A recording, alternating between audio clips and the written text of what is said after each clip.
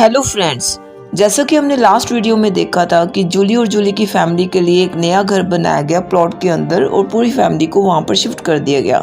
अब ये फैमिली वहां पर अच्छे से सेट हो गई थी। पपीज की अडॉप्शन के लिए डे 1 से हम ट्राई कर रहे थे, लेकिन कहीं से कोई सही रिस्पॉन्स नहीं मिल रहा था। पपीज अब धीरे धीरे बड़े हो रहे थे और जुलाई का महीना था, गर्मी बहुत थी। डायरेक्ट सनलाइट इनके घर पे पड़ने लग पड़ी और पपी से अब गर्मी के कारण वहाँ रहा नहीं जा रहा था। वह घर से बाहर निकल के बहुत जोर जोर से रोने लग पड़े, लेकिन किसी ने उनकी आवाज़ नहीं सुनी।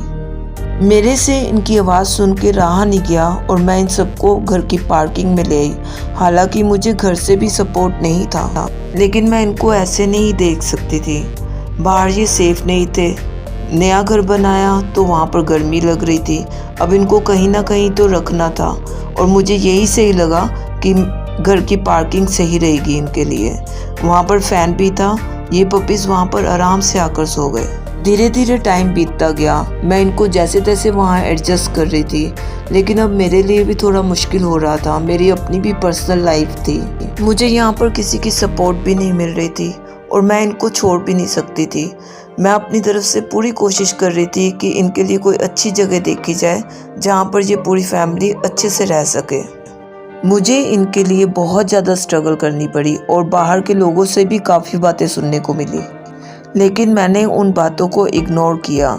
अगर हम अपनी लाइफ ध्यान से देखें कि हम अपने लिए पूरे दिन में क्या करते हैं और दूसरों के लिए क्या करते हैं, तो हमें अपनी लाइफ एक खोखली सी नज़र आएगी।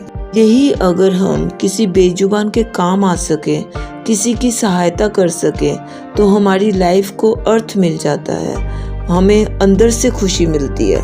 लेकिन हम ये सब सोचते ही नहीं। इस फैमिली के लिए मुझे काफ़ी कुछ सुनने को मिला, लेकिन मैंने इनके ऊपर कभी कुछ प्रॉब्लम नहीं आने दी और ना ही मेरी तरफ से इनको कुछ प्रॉब्लम हुई। बच्चे यहाँ काफ़ी खुश थे। पपीज़ अब 45 डेज़ के हो गए थे। इनको 9-in-1 की वैक्सीनेशन लगाई गई। मैंने कभी नहीं सोचा था कि इस फैमिली के लिए मैं एक यूट्यूब चैनल बनाऊंगी, लेकिन एक दिन मेरे माइंड में आया कि इस फैमिली को सेल्फ डिपेंडेंट बनाने के लिए मुझे एक यूट्यूब चैनल बनाना चाहिए। इस यूट्यूब चैनल बनाने से पहले इस लाइफ के साथ काफ़ी कुछ बीत चुका है, जिसकी वजह से मुझे यह सब सोचना पड़ा। ये जो वीडियो यहाँ पर देख रहे हैं आप, ये इस पर्पस के लिए बनाई ही नहीं गई थी कि कभी YouTube में यूज़ की जाएंगी। इन्हीं वीडियोस और पिक्स को लेकर मैंने इनकी बैकग्राउंड स्टोरी बतानी शुरू की। ये फैमिली आज जहाँ भी है बहुत खुश है, लेकिन प्रेजेंट तक पहुँचने के लिए इनको अपना एक फैमिली मेम्बर खोना पड़ा।